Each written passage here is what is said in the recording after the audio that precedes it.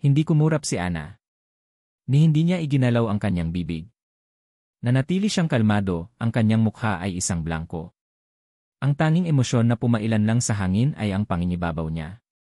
Good morning, Yeme Alcantara, Yeme de la Cruz, matigas niyang bati, ang kanyang boses ay parang yelo na tumama sa basag na sahig. Sana ay komportable kayo. Let's begin. Umupo sila sa tapat niya, si Marco sa isang upuan, si Lexi sa tabi niya.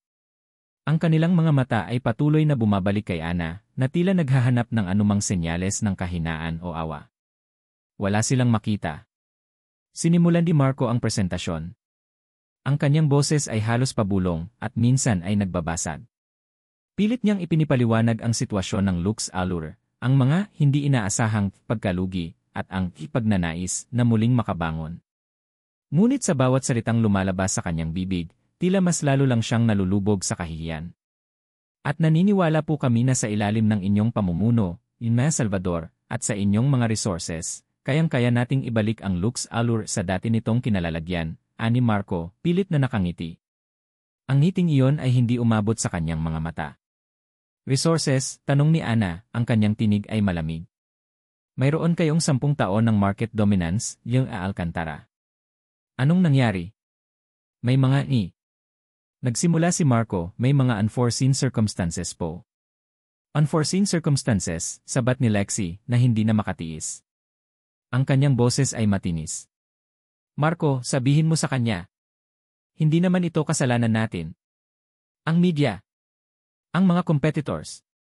Ang mga taong gumawa ng kung ano-ano para lang masira tayo. Hindi pinansin ni Ana si Lexi. Ang kanyang tingin ay nakatutok kay Marco. Era Alcantara, Anang Ana, ang pinakabagong financial report nyo ay nagpapakita ng alarming rate ng pagkalugi sa nakalipas na 2 taon. Ang inyong marketing strategies na pinamunuan ni Eme de la Cruz ay nagdulot ng malaking kapahamakan sa inyong brand image. At ang inyong product development na dating pinagmumula ng inyong lakas ay tila wala na ring direksyon. Namutla si Marco. Ginawa namin ang lahat ng aming makakaya, Ana. Ang merkado ay pabago-bago. Hindi ganoon kabilis bumaba ang isang imperyo, yun ay Alcantara, sabi ni Ana, ang kanyang mga mata ay matalim. Maliban kung mayroong malalim na problema sa pundasyon. Naramdaman niya ang isang kurot ng pagdududa sa kanyang sarili. Bakit niya ba nasasabi ang mga bagay na ito? Bakit niya kailangan pang punitin ang kanilang pagkatao? Pero mabilis niyang iniling ang isip niya. Ito ang Marco na sumira sa kanya. Ito ang Marco na pumili ng ibang buhay. Walang awa. Habang nakikipag-usap si Marco, napansin ni Ana ang pagbabago sa kanyang anyo. Ang dating matipuno at laging malinis na si Marco ay ngayoy mukhang gulanit. Ang kanyang puting polo shirt ay lukot at ang buhok niya ay tila hindi naayos ng maayos. Ang kanyang balat ay maputla at ang mga ilalim ng kanyang mga mata ay maitim, senyales ng matinding pagod at kakulangan sa tulog. Ang kanyang mga balikat ay tila bumigat at ang dating liwanag sa kanyang mga mata ay napalitan ng isang malalim na lungkot. Hindi ito ang Marco na inakala niyang kilala niya. Hindi ito ang aroganteng Marco na nakita niya sa balita 3 taon na ang nakakaraan. Sa isang pagkakataon, nagtama ang kanilang mga mata. Wala pang 1 segundo. Ngunit sa maikling sandaling iyon, naramdaman ni Ana ang isang kakaibang kirot sa kanyang dibdib. Isang kirot na hindi niya maintindihan. Ito ba ay awa? O sadyang paalala lang ng nakaraan na pilit niyang tinatabunan? So, Ina Salvador, ani Marco, pilit na ibinalik ang focus sa presentasyon. Ano po ba ang inyong proposal? Nais po naming malaman ang inyong mga plano para sa Lux Allure. Ngumiti si Ana. Isang ngiting hindi umabot sa kanyang mga mata. Simple lang, yung Alcantara. Ganito ang mga terms na inilatag ng Radiant Glow, Total Acquisition. Meaning, Radiant Glow will acquire 100% of Lux Allure's shares. You and Emma de la Cruz will be retained as consultants for a limited period. Consultant, sabat ni Lexi, halatang nabigla. Pero ako ang head of marketing. Ako ang bumuo ng marami sa mga campaigns. Na nagdulot ng pagbagsak ng inyong kumpanya, malamig na tanong ni Ana. Hindi ako sigurado kung anong kontribusyon ang maibibigay nyo bilang head of marketing, Imas de la Cruz. Ang inyong role bilang consultant ay upang siguruhing maayos ang transition at makapagbigay kayo ng lahat ng impormasyon na kailangan namin para sa inyong database at connections. Lalong namutla si Lexi. Tumalikod siya kay Marco at hinawakan ang kanyang braso. Marco, ano to? Hindi ito ang usapan. Sinabi mo na magiging partner tayo. Pilit na pinakalma ni Marco si Lexi. Lexi, kalma lang. Pagkatapos ay bumaling siya kay Ana. Salvador, hindi po yata makatarungan ang mga terms na ito. Mayroon po kaming mga empleyado na umaasa sa amin. Mayroon kayong halos zero assets, Lynn Alcantara, putol ni Ana. At milyon-milyong utang na kayo mismo ang gumawa. Ang aming offer ay higit pa sa patas. Ito ay isang lifeline. Ang tingin ni Ana ay nanatiling matalim. Ang Radiant Glow ay hindi isang charity, Lynn Alcantara. Ito ay isang negosyo. Ang mga terms ay hindi na mababago. Ito o wala. Natahimik si Marco. Ang kanyang mga balikat ay lalong bumagsak. Tiningnan niya si Lexi, na ngayon ay halos umiiyak na at nagpapalabas ng mga emosyon na parang isang spoiled na bata. Bigyan niyo lang po kami ng konting panahon para pag-usapan, sabi ni Marco, ang kanyang boses ay puno ng pakiusap. Ang desisyon ay nasa inyo, sabi ni Ana. Aasahan ko ang inyong sagot bago magtapos ang araw. Sa buong pulong, hindi na muling nagsalita si Ana. Pinagmamasdan lang niya ang bawat reaksyon ni Marco, ang pagod sa kanyang mga mata, ang pilit ng ngiti. Pinagmamasdan niya si Lexi, ang kanyang pagka-frustrate at pagkahabag sa sarili. Hindi niya naramdaman ang matamis na paghihiganti na inakala niyang mararamdaman niya.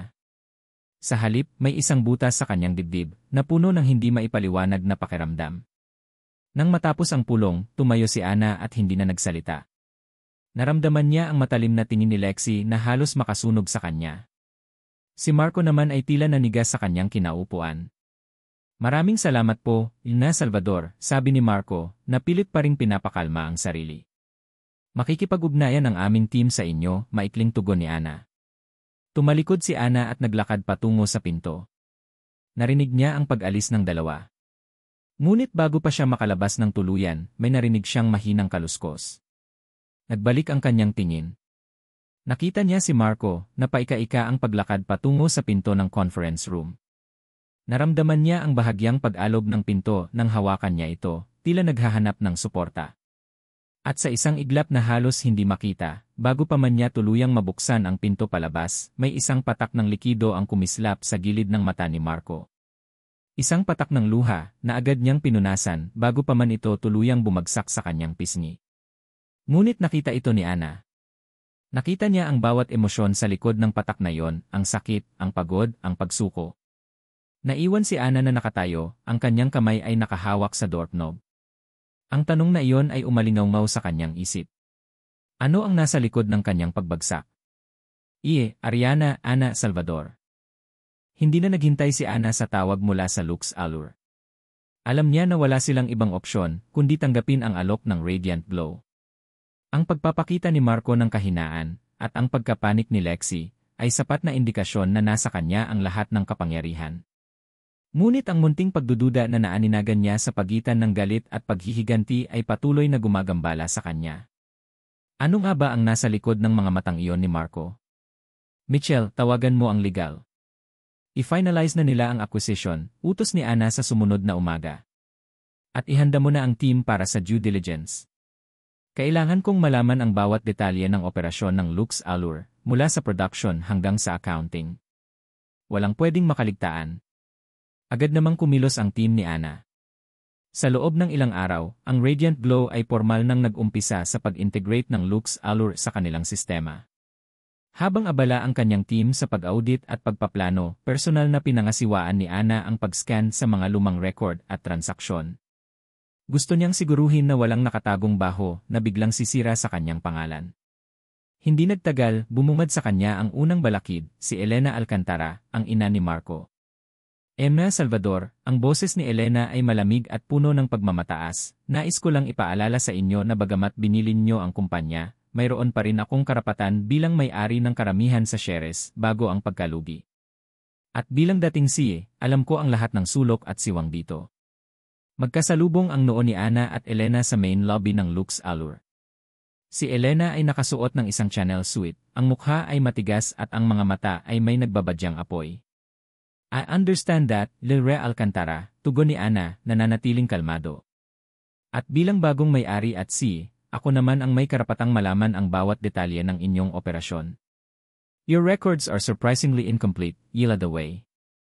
Especially ang mga lumang transaksyon. Suminghal si Elena. Ang kumpanyang ito ay matagal nang nakatayo, Lima Salvador. Hindi madaling isaayos ang lahat ng papeles. At hindi mo mauunawaan ang aming pagod sa pagtatayo nito. Naintindihan ko ang pagtatayo ng isang negosyo mula sa wala, Yilrea Alcantara, matigas na sabi ni Ana. At alam ko rin kung paano alagaan ang isang reputasyon na hindi nabibili ng pera. Hindi gaya ng ni.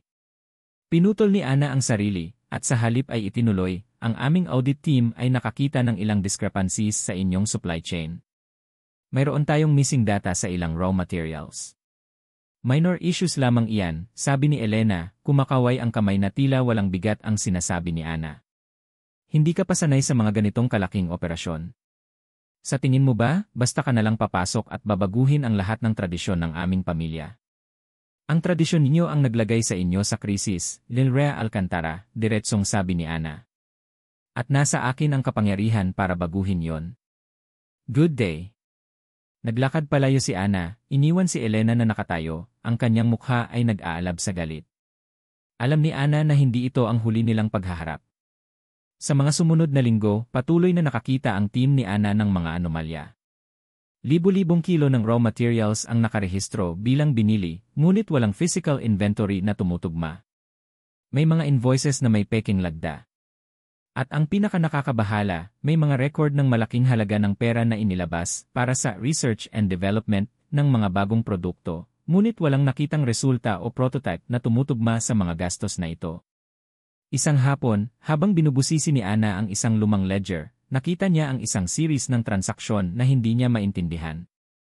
Isang malaking halaga ang inilabas sa isang supplier na hindi niya pamilyar at ang deskripsyon ng item ay si proprietary chemical compound. Mitchell, tawag ni Ana, check mo nga itong supplier na ito. Hindi ito nakalista sa ating approved vendors. At ano itong proprietary chemical compound? Sige po, ma'am, sagot ni Mitchell. Ipapahanap ko po agad. Kinagabihan, may isang high-profile event para sa Philippine Dermatological Society. Bilang CEO ng isang malaking beauty brand, kinailangan ni Ana na dumalo. Ito ay isang pagkakataon para makakonekta sa mga eksperto at maipakita ang bagong mukha ng Radiant Glow. Habang naglalakad sa crowd, nakita ni Ana ang isang pamilyar na mukha. Rafael Reyes, isang kilalang dermatologist at profesor, na madalas niyang nakikita sa mga medical na symposium at programa sa RI. Kilala siya sa kanyang advokasya para sa kaligtasan ng mga cosmetic products. Good evening, Doctor, bati ni Ana, pilit nang umingiti. Lima Salvador, bati ni Reyes, may ngiti sa kanyang labi. Magandang gabi. Isang karangalan na makita kayo rito. Gayon din po, tugon ni Ana. Nabasa ko ang inyong latest research sa epekto ng ilang synthetic chemicals sa balat. Napakaganda po ng inyong findings. Salamat, sabi ni Reyes. Mahalaga na malaman ng publiko ang katotohanan sa likod ng mga produkto na kanilang ginagamit. Mayroong ilang kumpanya na nagtatangkang gumamit ng murang alternatibo sa mga sangkap, kahit na mapanganib ang mga ito sa long run para lamang makatipid. Biglang tumindig ang balahibo ni Ana. Talaga po. Anong klaseng mga chemical po yon? Madalas, ang mga ito ay mga kemikal na nagbibigay ng instant effect, whitening, anti-aging, pero ang catch, mataas ang level ng acids o may mga hidden components na nagdudulot ng skin damage over time. Minsan, may mga lead o mercury derivatives pa nga na mahirap i-trace, paliwanag ni Reyes. Ang pinakamalaking problema ay ang mga supplier na nagtatago ng tunay na identity ng mga compounds na ito, at ang mga kumpanyang tumatanggap nito ng walang tamang testing. Nagsimulang tumakbo ang isip ni Ana. Ang proprietary chemical compound na nakita niya sa ledger. Ang mga nawawalang inventory. Ang mga bogus na R&I expenses. Lahat ay nagkakarugtong. Reyes, mayroon po ba kayong panahon sa mga susunod na araw? Gusto ko po sanang pag-usapan pa ang mga ito sa mas detalyadong paraan, ani Ana, ang kanyang boses ay tila may pilit.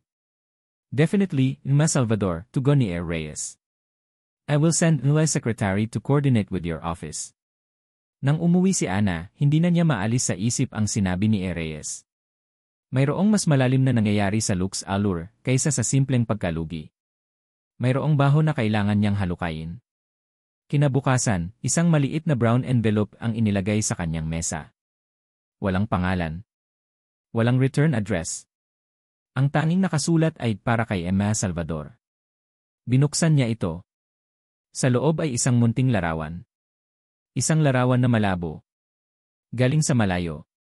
Isang matandang gusali na tila bahay ampunan. Sa harap ng gusali, nagtatalo si Marco at ang kanyang ina, si Elena. Ang mukha ni Marco ay puno ng sakit at pagkabahala, habang si Elena naman ay tila nagagalit at nakikipagtalo. Hindi ito ang bahay ng mga Alcantara. Ito ay isang lugar na hindi niya pa nakikita. Napakagatlabi si Ana. At sa likod ng larawan may sulat kamay. Hindi lahat ng nakikita mo ang katotohanan. Ariana, Ana Salvador. Ang larawan sa sobre ay patuloy na gumugulo sa isip ni Ana. Ang lugar na yon, ang tensyon sa pagitan ni Marco at Elena, may isang bagay na mali. Alam niyang hindi iyon ang simpleng away ng mag-ina. May mas malalim na pinanggalingan. Agad siyang nagpadala ng instruction sa isa sa kanyang mga tauhan na i-trace ang lugar sa larawan. Sa loob ng ilang oras, dumating ang sagot. Ang gusaling iyon ay isang lumang ari-arian ng pamilya Alcantara, isang ancestral house na matagal nang hindi ginagamit. Ngunit ang mas nakakagulat, ang gusali ay nakasanla sa isang malaking bangko at malapit nang mawala sa kanila kung hindi mababayaran ang utang. Bakit kaya sila nag-aaway tungkol sa isang lumang bahay, bulong ni Ana sa kanyang sarili. Hindi tugma ang gipit na sitwasyon ng Lux Allure sa tila kawalan ng pake ni Elena sa mga obligasyong pinansyal. May mali. Isang araw pagkatapos ng kanyang pag-uusap kay Reyes, nakatanggap si Ana ng email. Galing ito sa isang anonymous account. Walang subject. Sa loob, may nakasulat na isang kakaibang message, ang ilaw ay naroon sa dilim. Huwag kang matakot hanapin. Kasama ang isang link sa isang lumang article mula sa isang maliit na pahayagan, may petsa na ilang buwan bago ang engagement party niya kay Marco. Tungkol ito sa isang nagbabadyang financial crisis ng isang kilalang pamilya sa industriya ng cosmetics. Walang pangalan. Ngunit may litrato ng isang lumang ancestral house, ang bahay sa larawan. Tunay nga, bulong ni Ana. Hindi lang Lux Allure ang problema nila. Ang buong pamilya. Kinabukasan, habang nasa Lux Allure building si Ana para sa isang meeting sa kanilang operations team, nagulat siya nang makita si Marco na naghihintay sa labas ng kanyang temporary office. Bihira na silang magkita simula nang ma-finalize ang acquisition. Emma Salvador, bati ni Marco, ang kanyang boses ay mahina. Alcantara, tugon ni Ana, nananatiling blanko ang ekspresyon. May kailangan ka ba? Ayon sa schedule, wala ka sa mga pulong ngayon. May gusto lang sana akong sabihin sa iyo, tungkol sa mga bagay na kasalukuyan mong hinahalungkat, ani Marco, lumilinga-linga, tila natatakot na may makarinig. Ano yon? Tanong ni Ana, napansin niya ang pagkabalisa sa mukha ni Marco. Mag-ingat ka, bulong ni Marco. May mga sikreto sa kumpanyang ito na mas mabuting hindi na mahanap. Mas mabuting huwag mo nang alamin. May mga tao na gagawin ang lahat para itago ang katotohanan. Sino? Tanong ni Ana, ang kanyang boses ay matalim. Sino ang tinutukoy mo, Lure Alcantara? At bakit mo ako binabalaan? Nag-aalangan si Marco. Basta mag-ingat ka. Lalo na sa mga dokumento mula sa nakalipas na 5 taon. Mayroong mga bagay na hindi dapat nakita ng audit. Pagkatapos, tiningnan niya si Ana ng diretsyo sa mata, ang kanyang mga mata ay puno ng pagod at pakiusap. May mga bagay na mahirap ipaliwanag. Hindi na naghintay ng tugon si Marco. Mabilis siyang lumakad palayo na tila mayroong humahabol sa kanya. Naiwan si Ana na nagtataka. Nagbabala si Marco. Ito ba ay pagpapahayag ng konsensya? O sadyang bahagi ng isang mas malaking laro? Nagsimulang mag-ingat si Ana sa bawat galaw niya. Ang mga salita ni Marco ay nagtanim ng mas malalim na pagdududa. Isang linggo pagkatapos nito, isang tawag ang kanyang natanggap mula sa isang hindi kilalang numero. Emma Salvador. Kilala niyo po ako bilang si Aling Nena. Dati po akong cleaner sa Lux Allure, ang boses ng babae ay mahina at tila takot. Nabalitaan ko pong kayo na po ang bagong may-ari. Gusto ko lang po sana kayong bigyan ng babala. May mga masasamang nangyayari po sa loob ng kumpanya. Lalo na po sa mga raw materials. Pinipilit po kami ni Elrea Alcantara na linisin ang mga bodega kahit na alam naming bulok na ang mga supplies o may iba pang chemical na hinalo. Tapos, mayroon din pong mga dating empleyado na basta na lang nawawala after mag-complain. Aling Nena, nasaan po kayo ngayon? Pwede po ba tayong magkita? Tanong ni Ana, ang kanyang puso ay kumakabog. Hindi po, na Salvador. Hindi po ako pwedeng magpakita. Pero mayroon po akong naalala. May isang malaking order ng chemicals na dumating po noong nakaraang taon bago po magsimula ang mga reklamo sa mga produkto. Ang sabi po ni Elrea Alcantara, secret daw po ang mga yon. Pero parang iba po ang amoy. Hindi po amoy cosmetics. Nagmamadaling ibinaba ni Aling Nena ang telepono. Naiwan si Ana na puno ng pangamba. Ang kwento ni Aling Nena ay tumutugma sa mga nakita niyang discrepancies sa mga financial records at sa mga sinabi ni Rafael Reyes.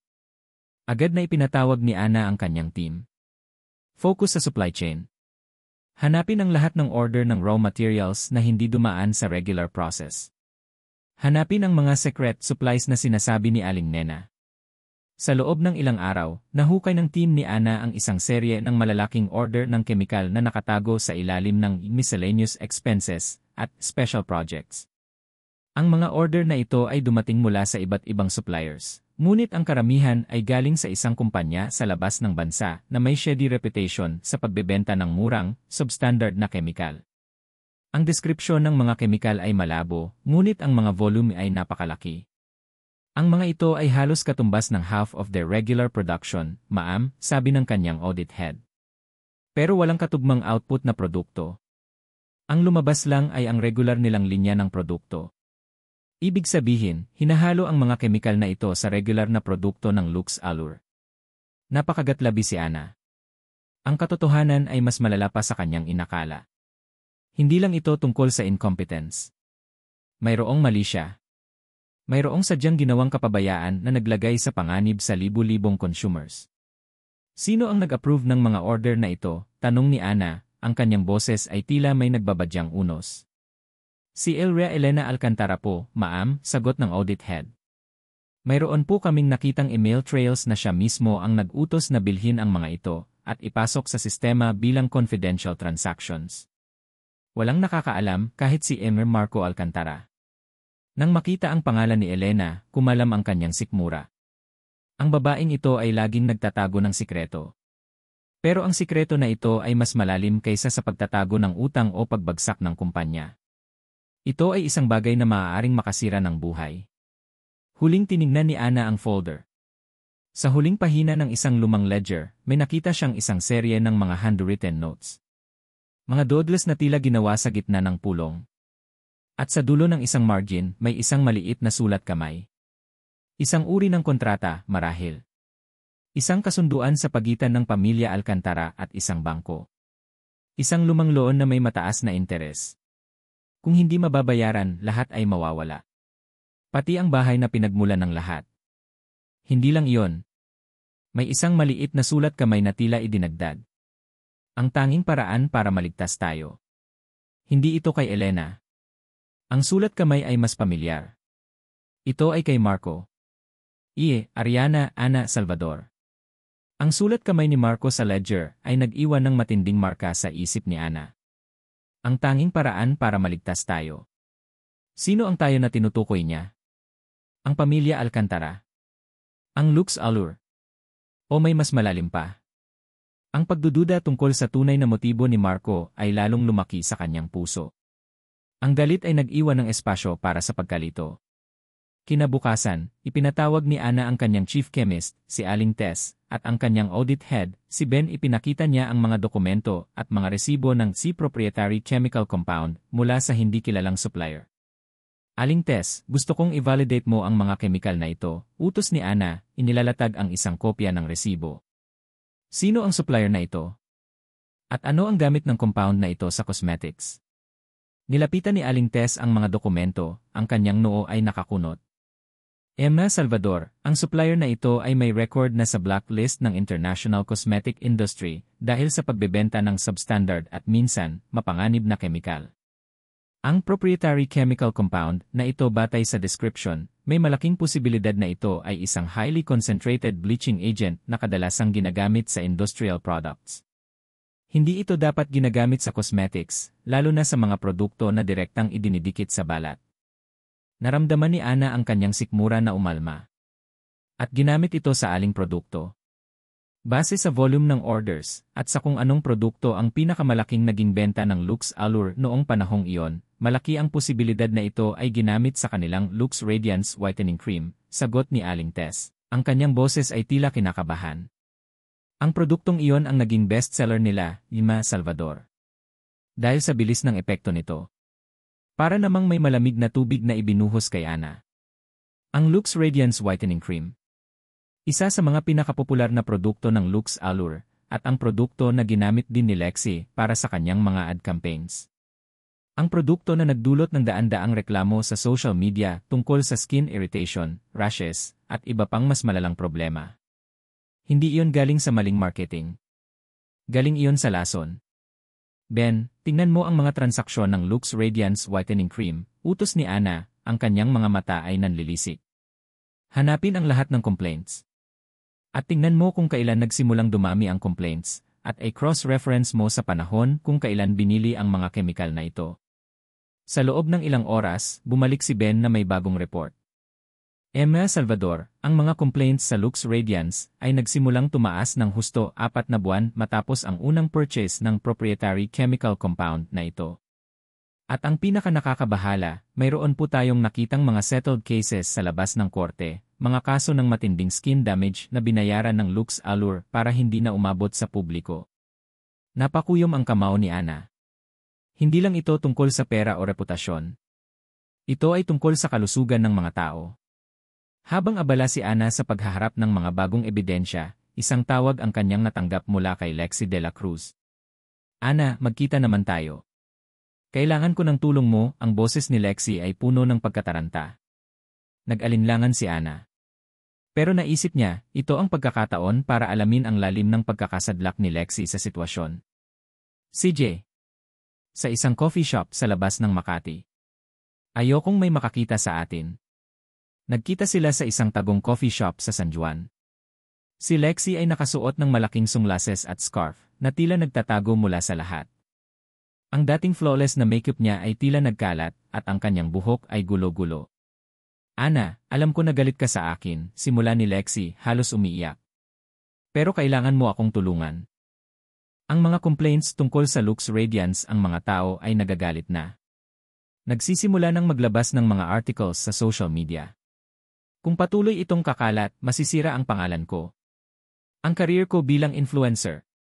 Tiningnan lang ni Ana si Lexi, walang emosyon. At anong gusto mong gawin ko? Tulungan mo akong linisin ang pangalan ko, pakiusap ni Lexi. Alam mo naman na ako ang mukha ng produktong iyon. Pero hindi ko alam na may lason pala sa loob. Si Marco. Si Marco ang nag-approve ng mga ingredients. Ang sabi niya sa akin, wag akong mag-alala. Siya ang nagmando sa product development. Siya ang dapat sisihin.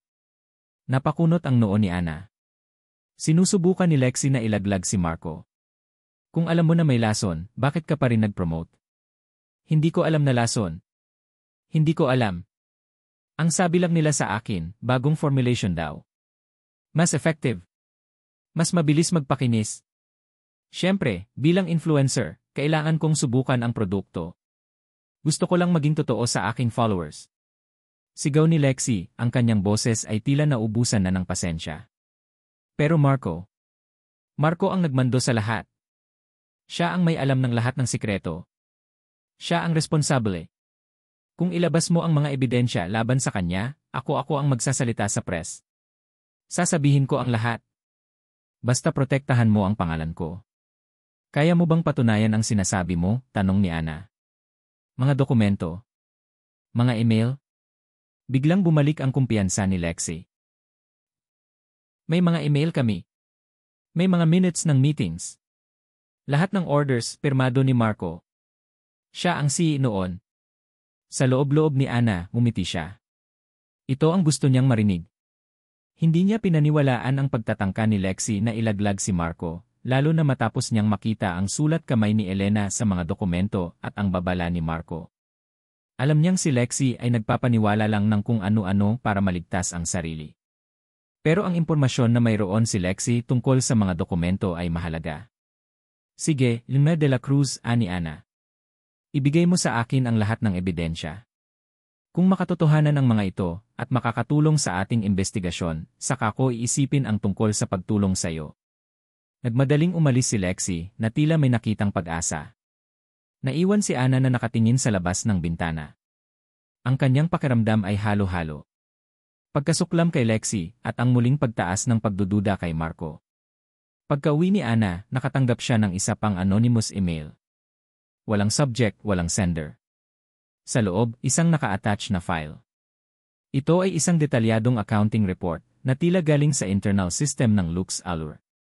Ang mga numero ay hindi tumutugma sa kanilang official records. Ang report na ito ay nagpapakita ng malaking underdeclaration ng sales at overdeclaration ng expenses na nagdulot ng mas malaking lugi sa kumpanya kaysa sa opisyal na ipinapakita. At ang pinaka-importante, mayroon ding mga hidden accounts at transaksyon na nagpapahiwatig ng money laundering. Walang duda si Ana. Galing ito kay Marco. Ito ang ibabala niya. Hindi siya direktang makakatulong pero binibigyan niya ng clue si Ana. Agad siyang nagpadala ng kopya kay Rafe Reyes. Reyes, may nakita po kaming bagong dokumento. Pwede po bang tingnan niyo ito? Mayroon po itong kaugnayan sa ating hinala tungkol sa substandard materials. Mabilis ang tugon ni Reyes. Sa kanilang sumunod na pag-uusap, kumpirmado na ang lahat.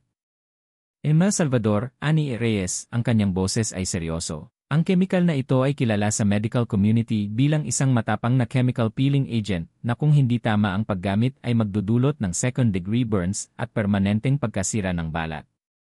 Ang dami ng ginamit nila ay mapanganib, at ang paggamit nito sa regular cosmetic products ay isang malaking krimen. Kumalam ang kanyang sikmura. Krimen. Nagmadaling bumalik si Ana sa office. Hinarap niya ang mga bagong ebidensya, ang report ni Ben, ang email ni Marco, ang kumpirmasyon ni Reyes. At ang mga lumang dokumento. Ang mga sulat kamay ni Elena. Binuklat niya muli ang resibo ng C proprietary chemical compound. Sa ilalim ng bawat item, may isang maliit na sulat kamay. Hindi ito kay Marco. Ito ay kay Elena. Siguraduhin na walang makakalam kahit si Marco. Nanindig ang balahibo ni Ana. Ang mga salitang iyon ay parang sampal sa kanyang mukha.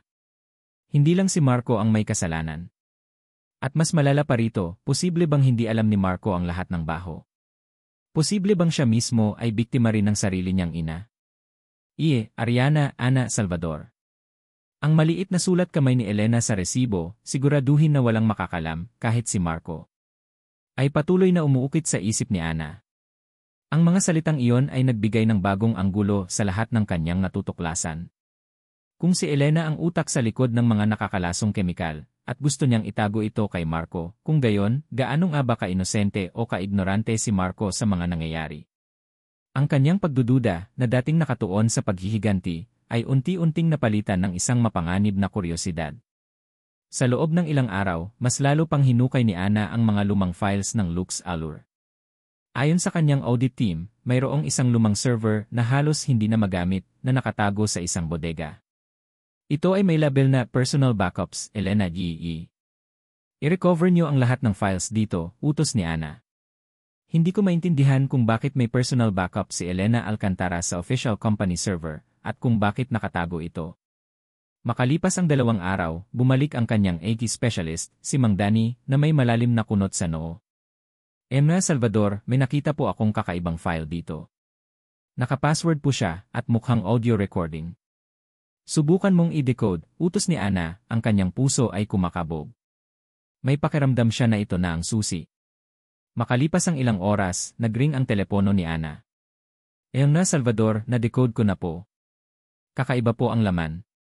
Private conversation po ni Dr. Alcantara at ni Dr. Marco Alcantara. Ipadala mo sa secure folder ko. Ako ang makikinig, sabi ni Ana, ang kanyang boses ay tila bumaba. Nang gabing iyon, sa kanyang tahimik na opisina, isinalpak ni Ana ang earphones at pinindot ang play. Nagsimula ang recording sa isang mainit na pagtatalo. Boses ni Elena, matigas at puno ng galit, at boses ni Marco, basag at puno ng pagmamakaawa. Marco, nakalimutan mo na ba ang utang natin sa bangko? Sa tingin mo ba, basta na lang nating hahayaan na kunin ang ancestral house natin? Ang lahat ng pinaghirapan ng ating pamilya. Pero hindi tama ang ginagawa mo. Si Ana. Mahal ko si Ana. Hindi ko kayang gawin ito sa kanya. Hindi ko kayang saktan siya. Pag-ibig? Ano ang pag-ibig sa gitna ng pagkalugi? Anak, kinakausap na ako ng mga may utang sa atin. Ang De La Cruz family sila lang ang makakatulong sa atin. Mayroon silang malaking lupain na pwedeng ibenta at pondohan ang kumpanya natin. Pero may kondisyon. Kailangan mong pakasalan si Lexi.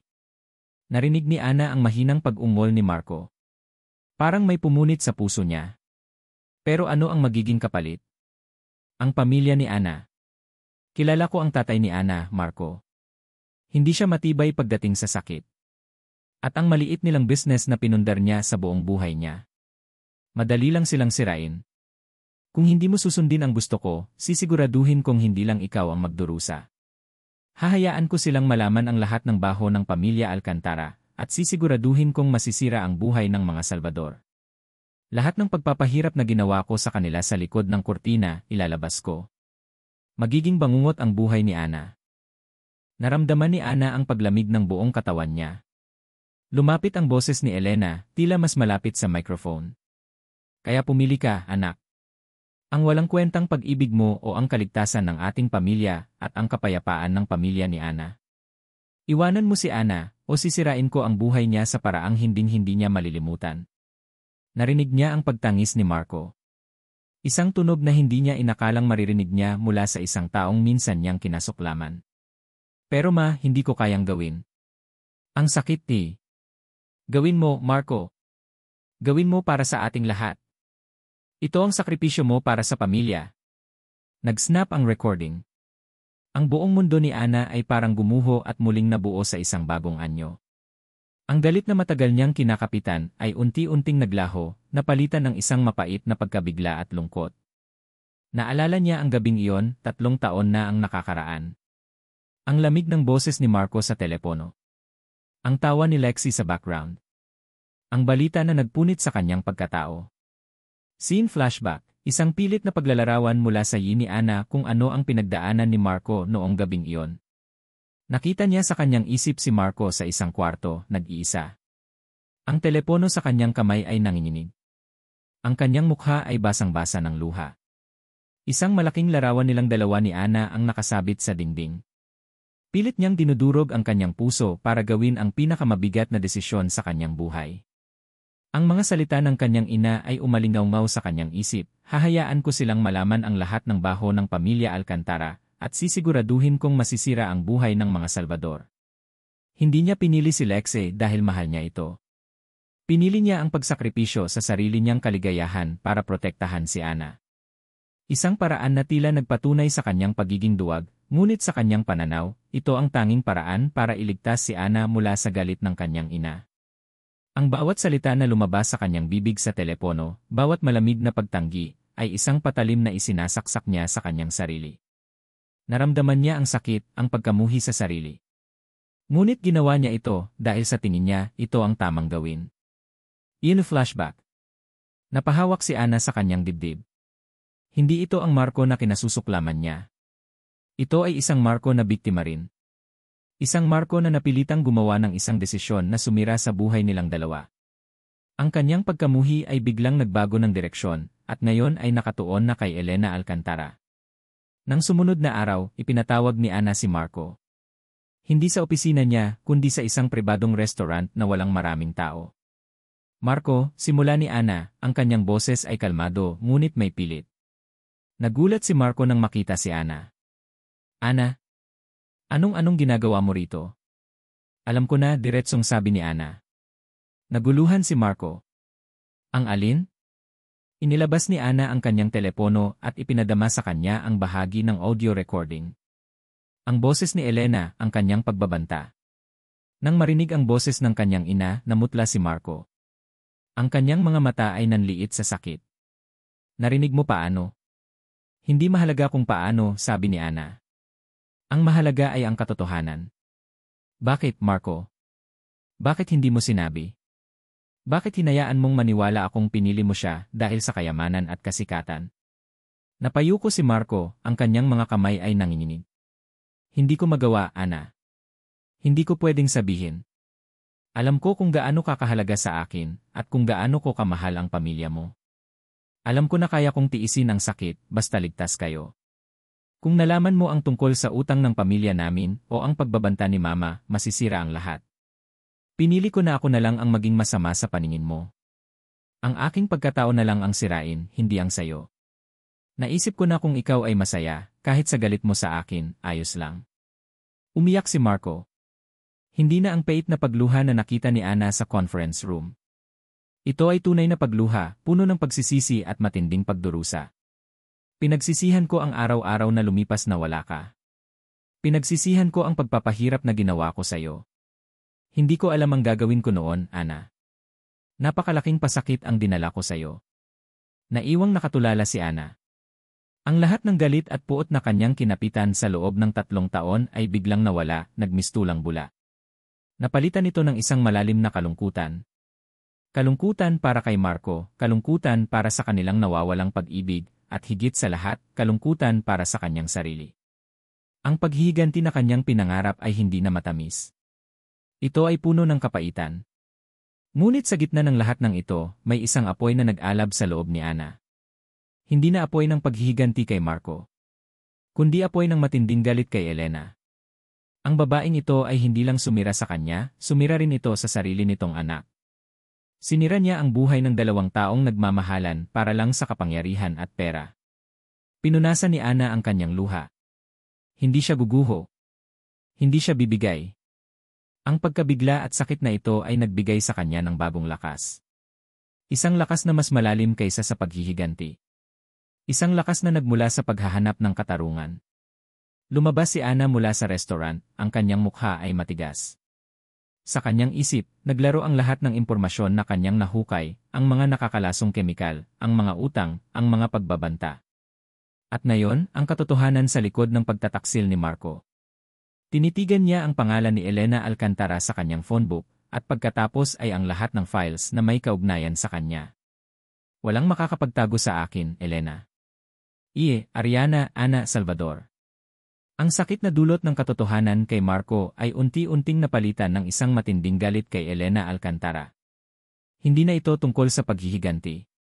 Ito ay tungkol sa katarungan.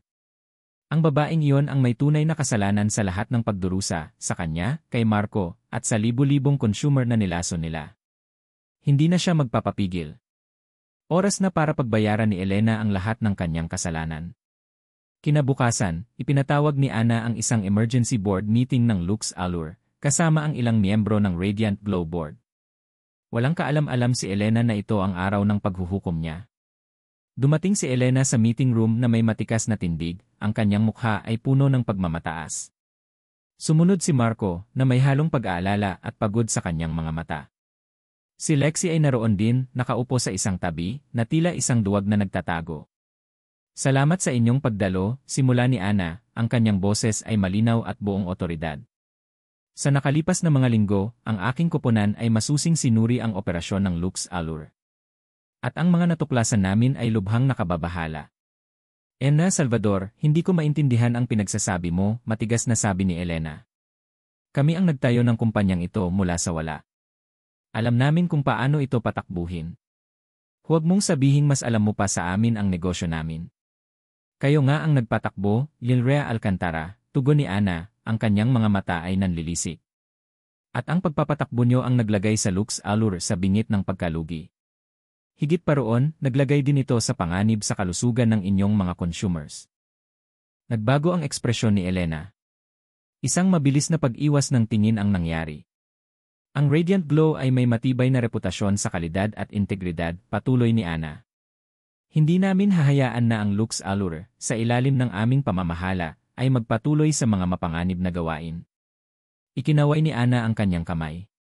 Agad na inilabas ng kanyang mga tauhan ang mga ebidensya, ang mga resibo ng Tsi proprietary chemical compound na may sulat kamay ni Elena, ang mga scientific report ni Rafi Reyes na nagpapatunay sa pagiging lason ng mga kemikal, at ang mga settled complaints ng mga consumer na nagkaroon ng matinding skin damage. Ang kemikal na ito ay isang matapang na bleaching agent na hindi dapat ginagamit sa cosmetic products, ani Ana, hawak ang isang kopya ng report ni Reyes. Ang paggamit nito sa Lux Radiance Whitening Cream ay isang sadyang paglabag sa consumer safety. At mayroon kaming ebidensya na kayo, Lirea Elena Alcantara, ang nag-utos na bilhin at gamitin ito sa produksyon. Nagsimulang magpalitan ng bulungan ang mga miyembro ng board. Namutla si Elena, ngunit pilit pa ring nagpakatatag. Lies? Poor fabrications, sigaw ni Elena, tumayo at tinuro si Ana. Nagtatangka kang sirain ang pangalan ko at ang reputasyon ng aming pamilya. Hindi ka lang isang oportunista, isa ka ring sinungaling.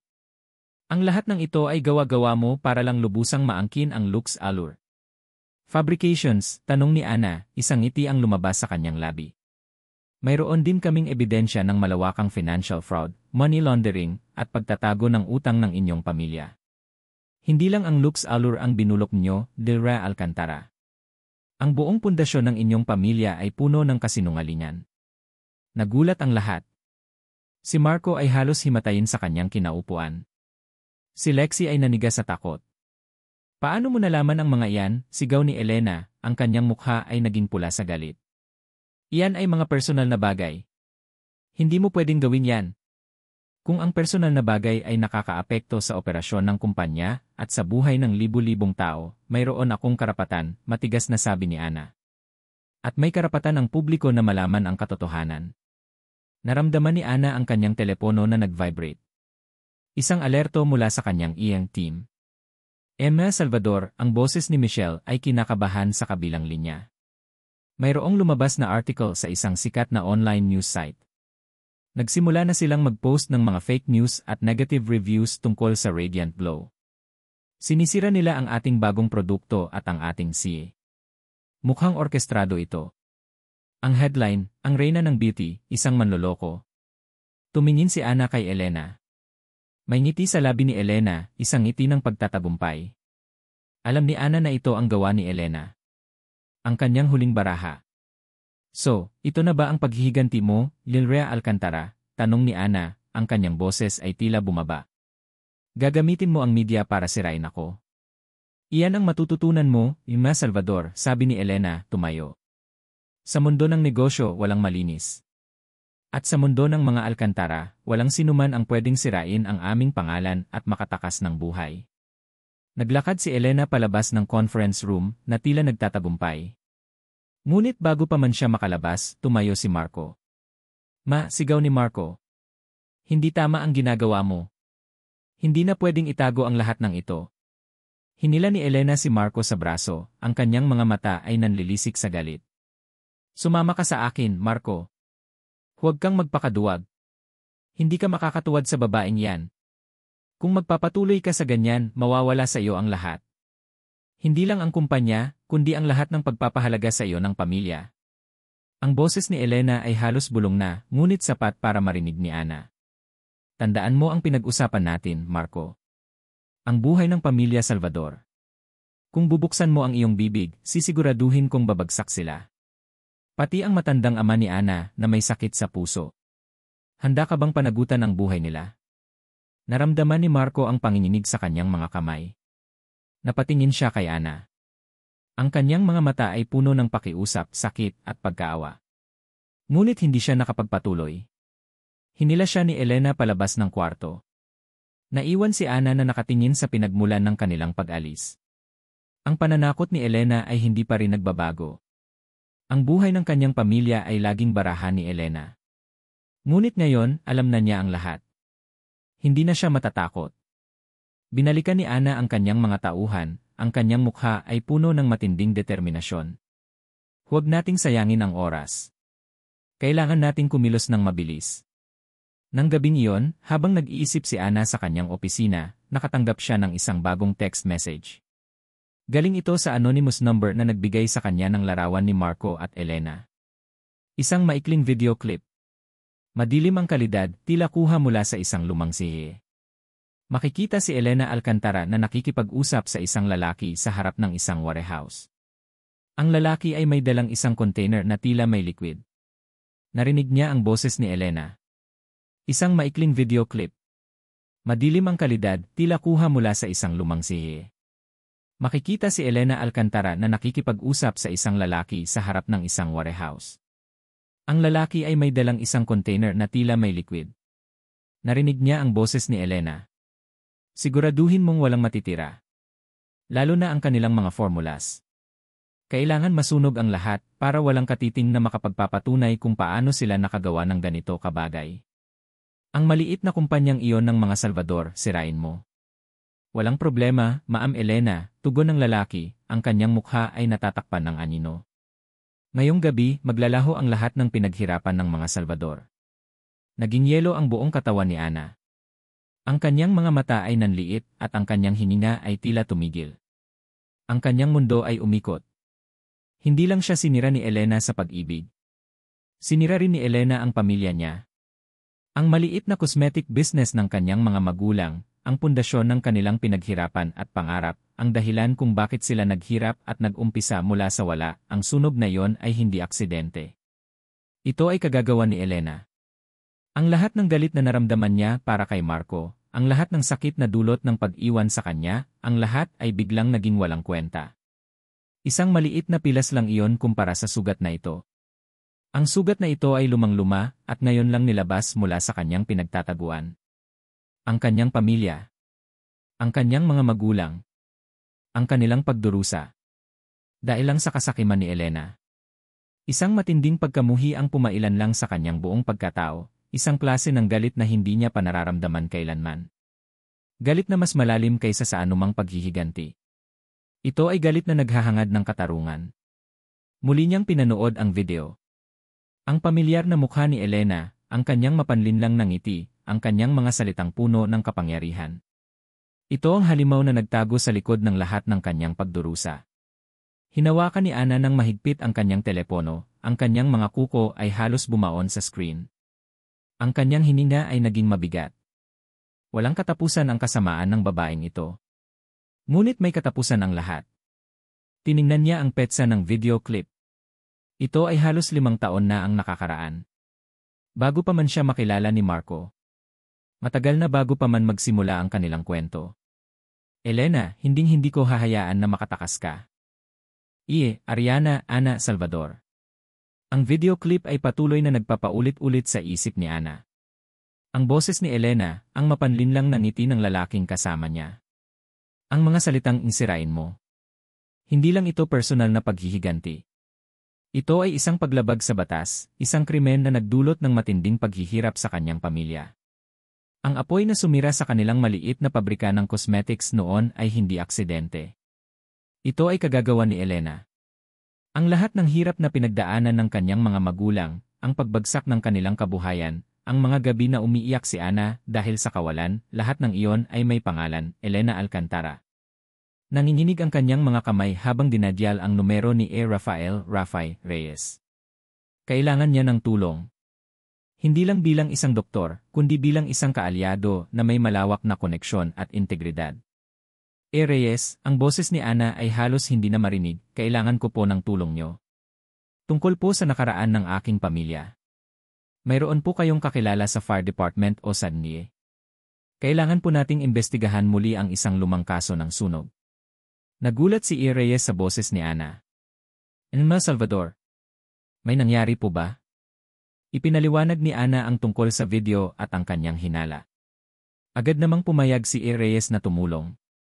Sa loob ng ilang araw, gamit ang koneksyon ni Rafi at ang determinasyon ni Ana, nahukay nila ang lumang fire investigation report mula sa National Bureau of Investigation, NIE. Ang report ay naglalaman ng mga kontradiksyon. Ayon sa opisyal na findings, electrical fault ang sanhi ng sunog.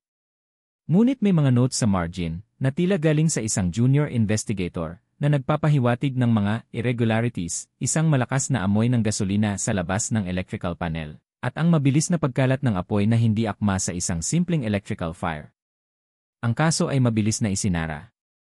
Ito ang nakakabahala, Yuma Salvador, ani Reyes, habang tinitingnan ang report. Ang investigator na ito ay tila may gustong sabihin. Pero hindi siya pinakinggan. At ang kasong ito ay biglang naglaho sa radar ng NIE. Tila may kumilos para tabunan ang katotohanan.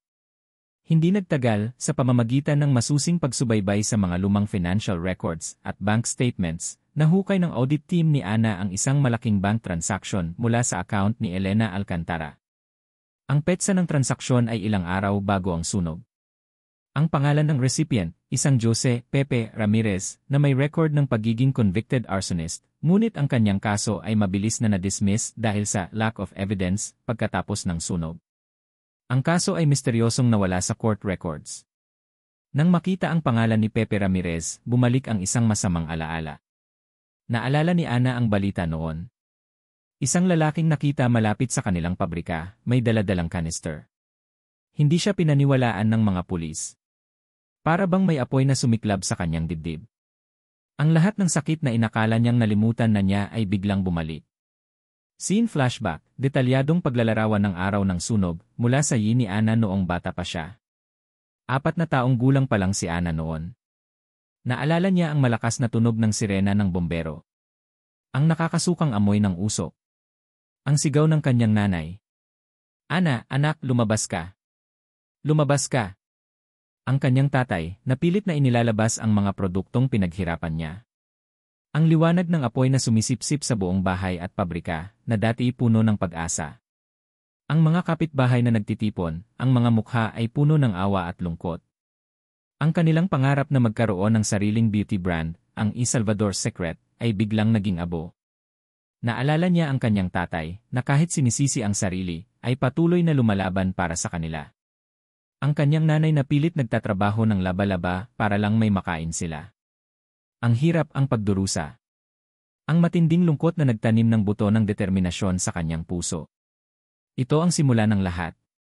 Ito ang dahilan kung bakit niya pinangarap ang Radiant Glow.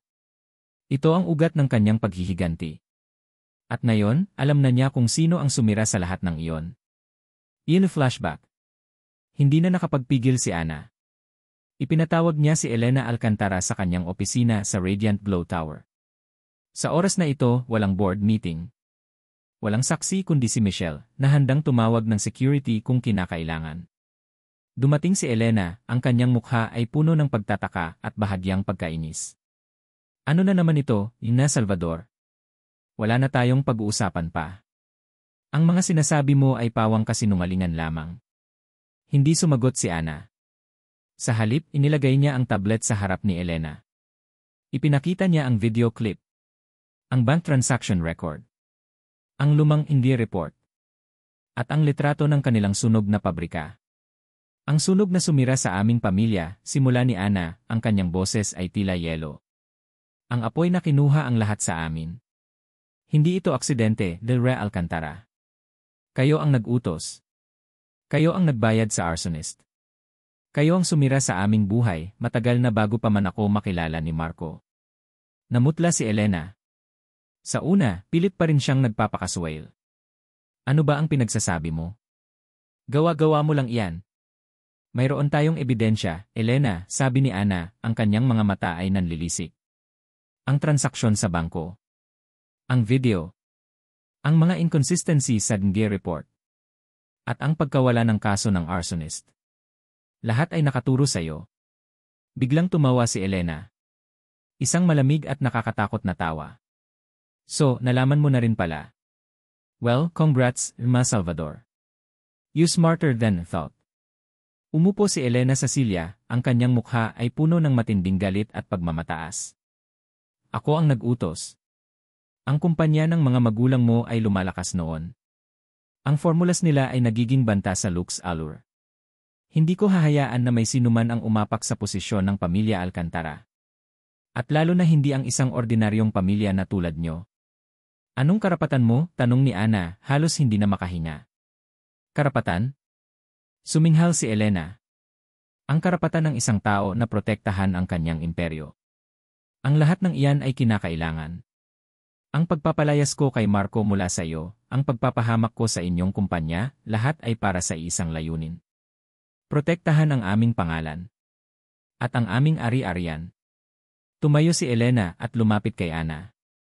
Ang kanyang mga mata ay tila isang ahas na handang lumamon. Ngayon, Ina Salvador, mayroon kang pagpipilian. Ilalabas mo ba ang lahat ng ito sa publiko? Sirain mo ang pangalan ng Alcantara at ipagpatuloy ang paghihiganti mo. Kung gagawin mo yon, tatapusin kita. Hindi lang ang negosyo mo, kundi ang lahat ng pinaghirapan mo. Naramdaman ni Ana ang kanyang puso na kumabog ng mabilis. May nakatanim akong bagay sa Radiant Glow Tower, bulong ni Elena, isang nakakapanindig balahibong ngiti ang nakapaskil sa kanyang labi.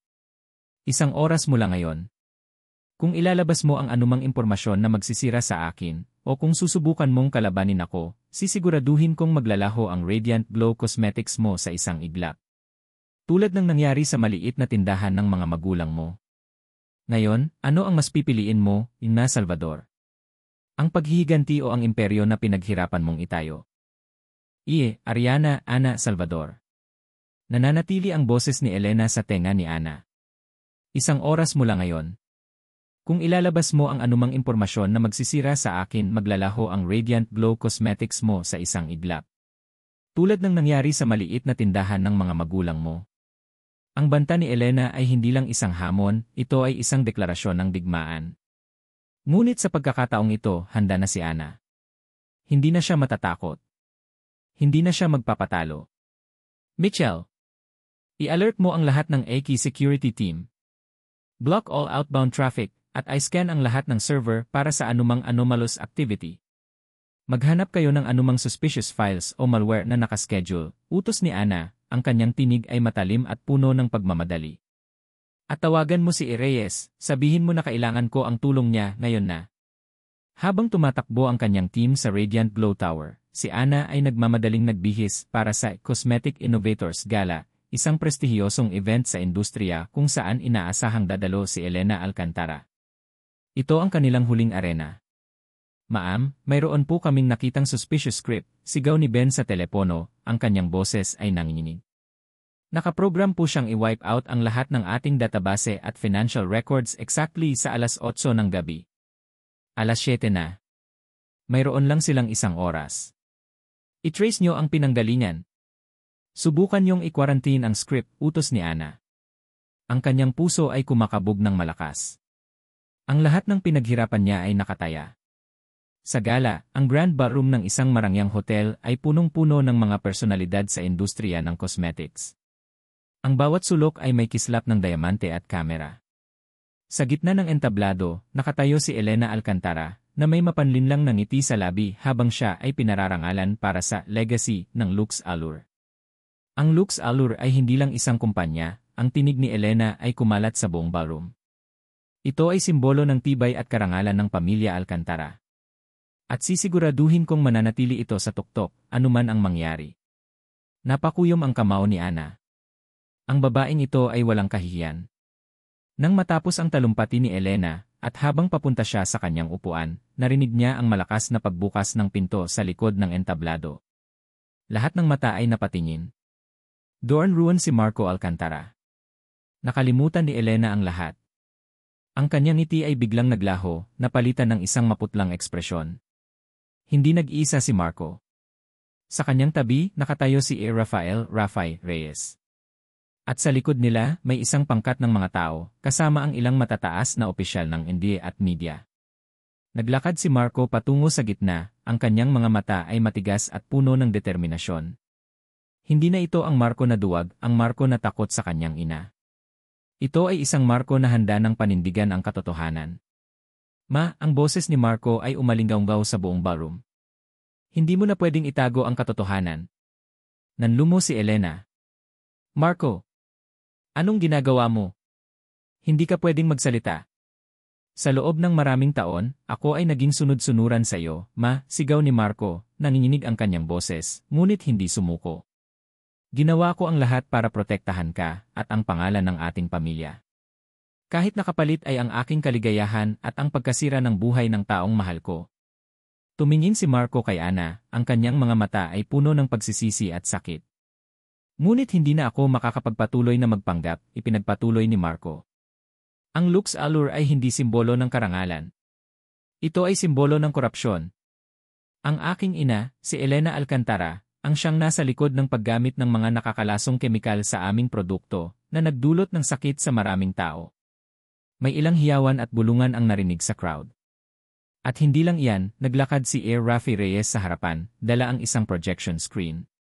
Bilang isang dermatologist at scientist, ako ay nagpapatunay na ang Lux Radiance Whitening Cream ay naglalaman ng mataas na konsentrasyon ng hydroquinone at mercury na labis-labis sa pinapayagan ng batas.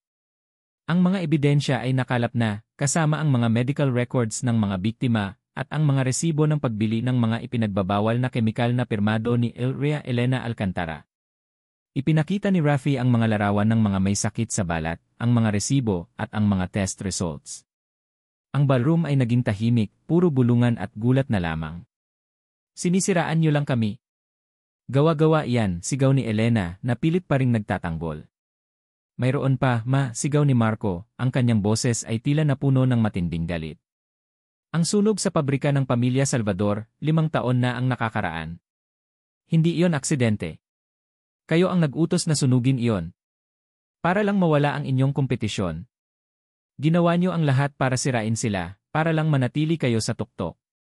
Naglabas ng isa pang screen si Ana mula sa kanyang telepono. Ang video clip ni Elena na nakikipag-usap sa arsonist. Ang mukha ni Elena ay namutla. Nawala ang kanyang kumpiyansa. At ang lahat ng ito ay ginawa mo dahil sa takot na mawala ang inyong kayamanan at ang inyong ancestral house na nakasanla sa bangko, Lilrea Alcantara, sabi ni Ana, ang kanyang tinig ay malinaw at matatag. Pinilit mo si Marco na iwanan ako at pakasalan si Lexi de la Cruz para lang makuha ang pera at koneksyon ng kanilang pamilya para bayaran ang inyong utang. Ang lahat ng ito ay hindi tungkol sa pag-ibig o negosyo. Ito ay tungkol sa kasakiman. Ang gulo ay nagsimula. Ang mga mamamahayag ay nagsiksikan, ang mga kamera ay kumikislap. Si Lexi, na nanonood mula sa malayo, ay naramdaman ang pagbagsak ng kanyang mundo. Ang kanyang pag-asa na mailigtas ang kanyang pangalan ay nawala na. Napatingin si Elena kay Marco, ang kanyang mga mata ay puno ng matinding pagkamuhi. Marco! Traitor! Papatayin kita! Pilit siyang tumakbo patungo kay Marco, ngunit agad siyang pinigilan ng mga security at ng mga opisyal ng NIE. Ang kanyang mukha ay naggangalit sa galit at kahihiyan. Inaresto ka sa kasong arson, consumer fraud, at blackmail, Lilrea Elena Alcantara, matigas na sabi ng isang opisyal ng NIE. Habang hinihila palayo si Elena, pilit pa rin siyang lumalaban. Hindi. Hindi niyo ako pwedeng gawin ito. Ako si Elena Alcantara. Ako ang may-ari ng Lux Allure. Ak! Narinig ang tunog ng sirens ng mga pulis sa labas. Tuluyan nang nawala ang boses ni Elena sa gitna ng kaguluhan. Si Marco, na nakatayo, ay nanatili sa kanyang kinatatayuan. Ang kanyang mukha ay puno ng matinding sakit, ngunit mayroon ding tila paglaya. Napanatili niya ang kanyang integridad. Tumingin siya kay Ana. Ang kanyang mga mata ay nagsalita ng libu-libong salita. Pasasalamat. Pagsisisi. Si Ana naman ay nakatayo roon, ang kanyang puso ay gumaan. Hindi ito ang paghihiganti na inakala niyang mararamdaman niya. Ito ay katarungan. Ang kanyang mukha ay kalmado, ang kanyang mga mata ay puno ng pagkilala kay Marco, na sa wakas ay pinili ang katotohanan. Ngunit ang kanilang kinabukasan ay nananatiling malabo. Ang lahat ng sakit, ang lahat ng pagdurusa, ay hindi basta-basta mawawala. Ariana, Ana, Salvador. Ang kaguluhan sa gala ay nanatiling mainit na paksa sa lahat ng news outlets sa loob ng ilang linggo. Ang pag-aresto kay Elena Alcantara, ang pagbubunyag ng mga krimen ng Lux Allure, at ang matapang na pagtestigo ni Marco, lahat ng iyon ay nagpabago sa mukha ng cosmetic industry. Ang pangingibabaw ng Alcantara ay nagtapos na. At mula sa abo, isang bagong simbolo ng integridad at pagbabago ang sumisikat, ang Radiant Glow Cosmetics, kasama ang muling binuhay na Lux Allure. 2 linggo pagkatapos ng gala, idinaos ni Ana ang isang press conference sa sarili niyang Radiant Glow Tower. Sa likod niya, isang malaking banner ang nagpapahayag ng bagong simula ng Lux Allure, reinvented. Radiant. Real. Magandang araw po sa inyong lahat, simula ni Ana, ang kanyang boses ay malinaw at puno ng kumpiyansa. Sa nakalipas na mga linggo, marami tayong natuklasan na nagdulot ng pagkabigla sa ating industriya at sa publiko. Nais kong ipahayag, sa ngalan ng Radiant Glow Cosmetics, ang aming matinding paghingi ng tawad sa lahat ng biktima ng dating Lux Allure. Ang aming layunin ay hindi lamang ang pagbili ng isang kumpanya, kundi ang paglilinis ng isang industriya at ang pagbabalik ng tiwala ng publiko sa mga produkto na kanilang ginagamit. Dumiretso siya sa pangunahing mensahe. Pinapangako ko po, sa ilalim ng pamamahala ng Radiant Glow, ang Lux Allure ay magdadaan sa kumpletong revolusyon. Lahat ng nakalalasong sangkap ay alisin. Lahat ng proseso ay magiging transparent at dadaan sa masusing scientific validation. Ang aming commitment ay sa kalidad, kaligtasan, at integridad. Ang Lux Allure ay muling magiging simbolo ng ganda, hindi ng panganib. Natapos ang press conference na may palakpakan at paghanga mula sa media. Ang imahe ni Ana ay naging simbolo ng pagbabago, isang babaeng hindi lang naghiganti, kundi nagdala ng katarungan. Ang Radiant Glow ay lalong lumakas. Nang gabing iyon, nakatanggap si Ana ng isang sulat. Galing ito kay Marco. Sa loob, isang sulat kamay. Mahal kong Ana. Alam kong hindi sapat ang mga salita para humingi ng tawad sa lahat ng sakit na naidulot ko sa iyo. Sa lahat ng sakit na naidulot ko sa ating dalawa. Ang pagtestigo ko laban kay Mama ay hindi para sa iyo. Para iyon sa aking sarili, para sa aking konsensya. At para sa lahat ng taong sinaktan niya. Nawala sa akin ang lahat. Ang aming kumpanya, ang aming ari-arian, ang aming pangalan. Ang aking ina ay nahaharap sa mahabang paglilitis, at alam kong magbabayad siya para sa lahat ng kanyang ginawa. Hindi ko alam kung ano ang susunod kong hakbang. Ngunit sa unang pagkakataon sa mahabang panahon, nakaramdam ako ng kapayapaan. Malaya na ako sa kadena ng kasinungalingan at takot. Salamat, Ana. Salamat sa pagiging matapang mo. Salamat sa pagiging liwanag sa dilim. Alam kong hinding-hindi na maibabalik ang nakaraan. Ngunit sana, makahanap ka ng tunay na kaligayahan. Isang kaligayahan na hindi nakabatay sa paghihiganti, kundi sa tunay na pagmamahal at kapayapaan. Mabuhay ka, Ana. Nagmamahal at nagsisisi. Marco. Napakagatlabi si Ana. Ang sulat ni Marco ay nagdala ng hindi inaasahang kapayapaan sa kanyang puso. Ang pagkamuhi na matagal niyang kinapitan ay tuluyan ng naglaho. Patawad. Hindi niya kailangan bigkasin ang salita. Naramdaman niya iyon. Isang kabanata sa kanyang buhay ang tuluyan ng nagsara. Kinabukasan, mayroong isang pulong si Ana kasama si Rafael Reyes. Hindi na tungkol sa Lux Allure. Tungkol na ito sa isang bagong project partnership sa pagitan ng Radiant Glow at isang non-profit organization na itinatag ni Rafi para sa mga biktima ng mapanganib na cosmetics. Ana, sabi ni Rafi, pagkatapos ng pulong, ang kanyang boses ay malumanay. Alam kong marami kang pinagdaanan. Ang lahat ng nangyari hindi madaling lampasan. Ngumiti si Ana. Rafi. Maraming sugat. Pero mas malakas ako ngayon. Masaya ako para sa'yo, sabi ni Rafi. Tiningnan niya si Ana ng diretsyo sa mata.